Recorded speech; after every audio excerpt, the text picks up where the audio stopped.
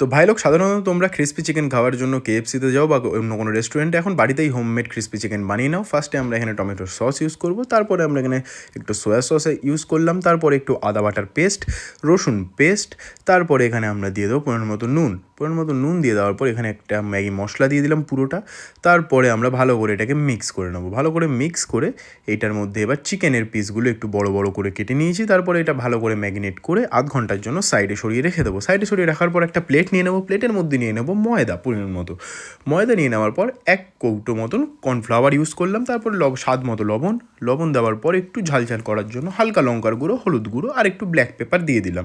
তারপরে ভালো করে মিক্স করে নিতে হবে।